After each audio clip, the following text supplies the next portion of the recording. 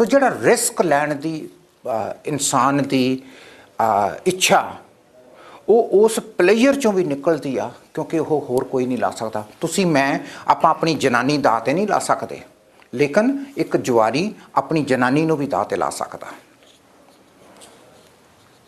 वो ला सकदा। एक नशे च आदमी अपनी वाइफ दे गहने भी बेच सकदा, तुसी ते मैं नहीं कर सकते। वो इत्थों तक भी रिस्क ला दूगा, भांडे भी चक के बेच दूगा। और इहो जिहियां एग्जाम्पल तुहानूं पिंडां दे विच मिलदियां, घर दे भांडे बेचते, सोना बेचता, मुंदी बेचती, पक्खा ला के बेचता है जी।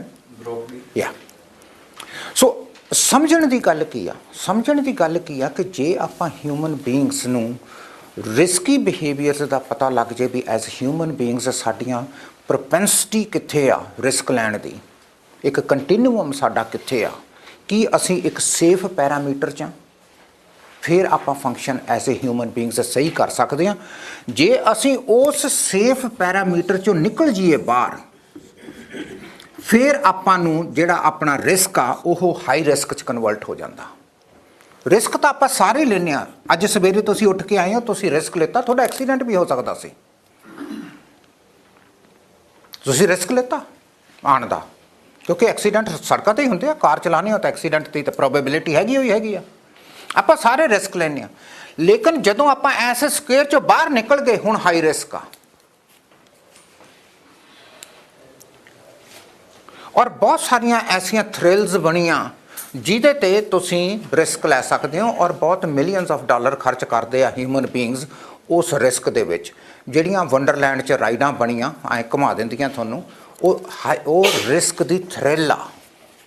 और बच्चे बहुत इंजॉय करते हैं, यंग पीपल बहुत इंजॉय करते हैं, कई एडल्ट्स भी इंजॉय करते हैं उस थ्रिल लैण नूं। बजी जंपिंग जिहड़ी है, गिट्टे ते रस्सी बन के उछाल वो तुम धक्का दे देंदे आ जां तुसीं खुद जंप करते हो, that's a thrill, that's a high risk kind of an activity. Parachute jumping is a high risk activity. Insurance कंपनियां कवर नहीं करदियां पैराशूट जंपिंग नूं। जे तुसीं उन्हां नूं दस दो भी मैं as a hobby parachute jumping करदा, they will not cover you on your life insurance. जे तुसीं कहो भी मैं रेसिंग करदा, they will not cover you on life insurance, because these are high risk activities.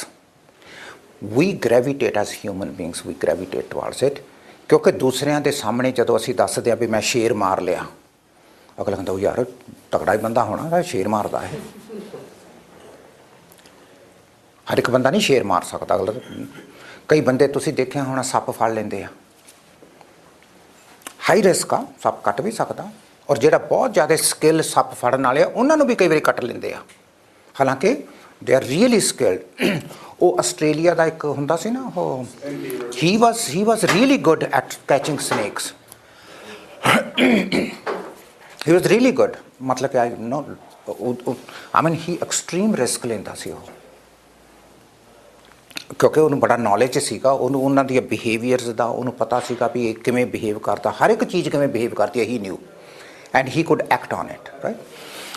ਸੋ ਆਪਾਂ ਨੂੰ ਇਹ ਅੰਡਰਸਟੈਂਡ ਕਰਨਾ ਕਿ ਆਪਣੇ ਕੌਨਟੈਕਸਟ ਦੇ ਵਿੱਚ ਰਿਸਕ ਕਿੰਨਾ ਕੁ ਤੁਸੀਂ ਲੈ ਸਕਦੇ ਹੋ, ਕਿਵੇਂ ਲੈਂਦੇ ਹੋ, ਕਿਉਂ ਲੈਂਦੇ ਹੋ, ਔਰ ਤੁਹਾਡੇ ਬੱਚੇ ਕੀ ਕਰਦੇ ਆ।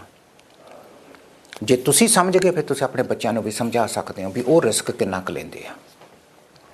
ਹਰ ਇੱਕ ਨੌਜਵਾਨ ਆਪਣੇ ਹਿਸਾਬ ਨਾਲ ਰਿਸਕ ਲੈਂਦਾ, ਰਾਈਟ। ਕਈ ਮੋਟਰਸਾਈਕਲ 'ਤੇ ਤੁਸੀਂ ਦੇਖਿਆ ਹੋਣਾ, ਕਈ ਬੱਚੇ ਬੜੇ ਵਧੀਆ ਰਿਸਕ ਲੈਂਦੇ ਆ, ਮੂਹਰਿਓਂ ਚੱਕ ਲੈਂਦੇ ਇੱਕ ਟਾਇਰ 'ਤੇ, ਕਈ ਬਿਲਕੁਲ ਨਾਲ ਉਤਰ ਕੇ ਉਹਨੂੰ ਘੁਮਾ ਕੇ ਉਹਨਾਂ ਦੇ ਲੋਹੇ ਦੀਆਂ ਹੀਲ ਦੇ ਉੱਤੇ ਲੋਹਾ ਲੱਗਿਆ ਹੁੰਦਾ, ਜਿਵੇਂ ਘੋੜੇ ਦੇ ਲੱਗਿਆ ਹੁੰਦਾ, ਅਤੇ ਉਹ ਬੜੀ ਸਪੀਡ 'ਤੇ ਨਾਲ ਮੋਟਰਸਾਈਕਲ ਦੇ ਸੜਕ ਦੇ ਤਿਲਕਦੇ ਆ। That's called high risk manoeuvres. Motorcycle ਦੇ ਹਾਈ ਰਿਸਕ ਮੈਨੂਵਰਸ ਆ। ਉਹ ਫੜ ਕੇ ਮੋਟਰਸਾਈਕਲ ਨੂੰ ਆਇਆ ਕਰਕੇ ਘੁਮਾਉਣਾ ਹਾਈ ਰਿਸਕ ਮੈਨੂਵਰਸ ਆ। ਆਮ ਬੰਦਾ ਨਹੀਂ ਕਰਦਾ, ਲੇਕਿਨ ਦੇਰ R young people who take high risk, ਉਹਨਾਂ ਦੀ ਐਕਟੀਵਿਟੀ ਆ। ਔਰ ਬਾਕੀ ਦੇ ਬੱਚੇ ਉਹਨਾਂ ਨੂੰ ਦੇਖ ਕੇ ਕਹਿੰਦੇ ਵੀ ਬਹੁਤ ਵਧੀਆ।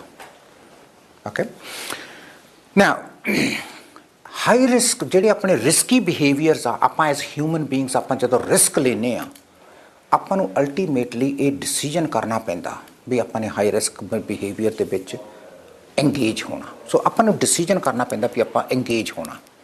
ਸੋ ਇੱਕ ਰਿਸਕੀ ਬਿਹੇਵੀਅਰ ਆ, ਇੱਕ ਹਾਈ ਰਿਸਕੀ ਬਿਹੇਵੀਅਰ ਆ, ਅਤੇ ਆਪਾਂ ਉਦੋਂ ਹੁੰਦੇ ਆ ਜਦੋਂ ਆਪਾਂ ਨੇ ਅਲਟੀਮੇਟਲੀ ਡਿਸੀਜਨ ਲੈਣਾ। ਹੁਣ ਜਿੰਨਾ ਜ਼ਿਆਦਾ ਲਾਈਫ ਦਾ ਐਕਸਪੀਰੀਅੰਸ ਹੋਊਗਾ ਉਨੇ ਤੁਹਾਡੇ ਡਿਸੀਜਨਸ ਵਧੀਆ ਹੋਣਗੇ, ਉਹਨਾਂ ਰਿਸਕ ਘਟ ਜਾਊ। ਸੋ ਸਮਹਾਉ ਜਿਹੜੇ ਡਿਸੀਜਨਸ ਆ ਉਹ ਐਕਸਪੀਰੀਅੰਸ ਨਾਲ ਵੀ ਆ ਤੇ ਉਹ ਤੁਹਾਡੀ ਇਮੋਸ਼ਨਸ ਨਾਲ ਜੁੜੇ ਆ।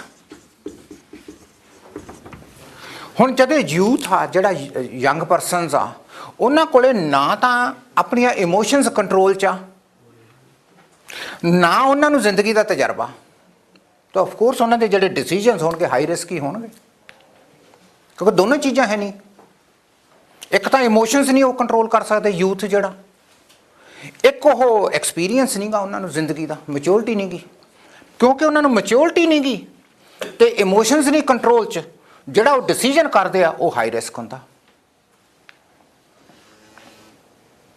ਹੁਣ ਜਦੋਂ ਆਪਾਂ ਬੱਚੇ ਨੂੰ ਕਹਿੰਦੇ ਆ ਵੀ ਤੁਸੀਂ ਗੱਡੀ ਤੇਜ਼ ਨਾ ਚਲਾਓ, ਵੀ ਤੈਨੂੰ ਟਿਕਟ ਮਿਲ ਜੂਗਾ, ਨਾ ਚਲਾ ਗੱਡੀ ਤੇਜ਼, ਉਹਨੂੰ ਉਹ ਇਸ ਚੀਜ਼ ਨੂੰ ਮੰਨ ਹੀ ਨਹੀਂ ਸਕਦਾ ਵੀ ਇਹ ਪਤਾ ਨਹੀਂ ਕਿਉਂ ਕਹੀ ਜਾਂਦਾ ਵੀ ਮੇਰੀ ਇਹ ਗੱਡੀ ਤਾਂ ਮੇਰੇ ਪਰਫੈਕਟ ਕੰਟਰੋਲ 'ਚ ਹੈ, ਇਹਨਾਂ ਨੂੰ ਪਤਾ ਨਹੀਂ ਕੀ ਤਕਲੀਫ ਆ, ਆਈ ਨੋ ਹਾਊ ਟੂ ਡਰਾਈਵ। ਉਹਨੂੰ ਪਤਾ ਨਹੀਂ ਵੀ ਜਿਹੜੀ ਸਪੀਡ ਆ ਐਕਚੁਅਲੀ ਕਿਲਸ, ਉਹ ਕਿਉਂਕਿ ਐਕਸਪੀਰੀਅੰਸ ਨਹੀਂ ਨਾ ਜ਼ਿੰਦਗੀ ਦਾ, ਐਸੇ ਕਰਕੇ ਉਹ ਮੰਨੀ ਬੈਠਾ ਵੀ ਮੇਰੇ ਮਤਲਬ ਕਿ ਤਜਰਬੇ ਥੱਲੇ ਇਹ ਗੱਡੀ ਹੈਗੀ ਆ। ਆਪਾਂ ਨੂੰ ਪਤਾ ਵੀ ਨੋ ਇਟਸ ਨਾਟ ਟਰੂ, ਕਿਸੇ ਵਕਤ ਵੀ ਆਊਟ ਆਫ ਕੰਟਰੋਲ ਹੋ ਸਕਦੀ ਹੈ ਗੱਡੀ, ਤਿਲਕ ਸਕਦੀ ਆ, ਬਲੈਕ ਆਈਸ ਆ ਸਕਦੀ ਆ, ਕੋਈ ਕੁੱਤਾ ਹੀ ਮੂਹਰੇ ਆ ਸਕਦਾ, ਐਨੀਥਿੰਗ ਕੈਨ ਕਮ, ਵੀ ਨੋ, ਕਿਉਂਕਿ ਆਪਣੇ ਜ਼ਿੰਦਗੀ 'ਚ ਆਪਣੇ ਨਾਲ ਕਿਸੇ ਨਾ ਕਿਸੇ ਰੂਪ ਦੇ ਵਿੱਚ ਕੁਛ ਨਾ ਕੁਛ ਹੋਇਆ, ਆਪਾਂ ਨੇ ਤਜਰਬਾ ਕਰ ਲਿਆ, ਆਪਾਂ ਆਪਣੇ ਆਪ ਨੂੰ ਕੰਟਰੋਲ ਰੱਖਦੇ ਵੀ ਨਹੀਂ ਯਾਰ ਇੰਨਾ ਵੀ ਕੀ ਆ, ਕੋਈ ਨਹੀਂ ਫਰਕ ਪੈਣਾ, 2 ਮਿੰਟ ਹੋਰ ਲੱਗ ਜਾਣਗੇ। ਵੀ can make that rational decision. ਨਾ ਉਹਨਾਂ ਕੋਲ ਐਕਸਪੀਰੀਅੰਸ ਆ, ਨਾ ਉਹਨਾਂ ਦੀਆਂ ਇਮੋਸ਼ਨਸ ਕੰਟਰੋਲ 'ਚ ਆ, ਉਹ ਫਿਰ ਹਾਈ ਰਿਸਕ ਬਿਹੇਵੀਅਰਸ ਦੇ ਵਿੱਚ ਇੰਗੇਜ ਹੁੰਦੇ ਆ। ਸੋ ਇੱਕ ਚੀਜ਼ ਬੜੀ ਕਲੀਅਰ ਆ, ਜੇ ਆਪਣੇ ਬਿਹੇਵੀਅਰਸ ਹਾਈ ਰਿਸਕ ਆ, ਇਹਦਾ ਮਤਲਬ ਸਾਡੀਆਂ ਇਮੋਸ਼ਨਸ ਚੈੱਕ 'ਚ ਨਹੀਂ ਗਿਆ।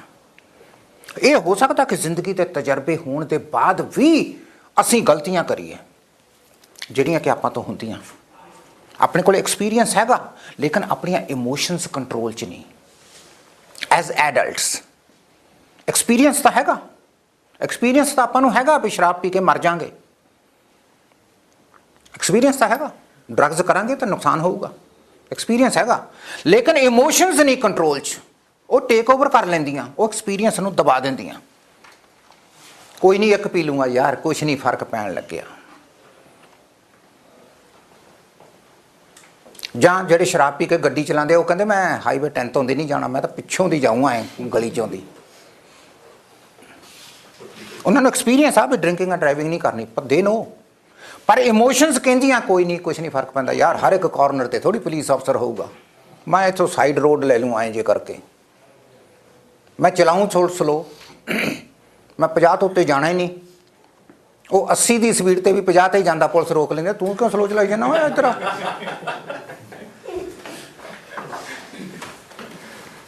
ਸੋ ਇਹਦਾ ਮਤਲਬ ਆ ਕਪਲ ਆਫ ਥਿੰਗਸ ਆਪਾਂ ਨੂੰ ਚਾਹੀਦੀਆਂ ਐਸ ਹਿਊਮਨ ਬੀਇੰਗਸ।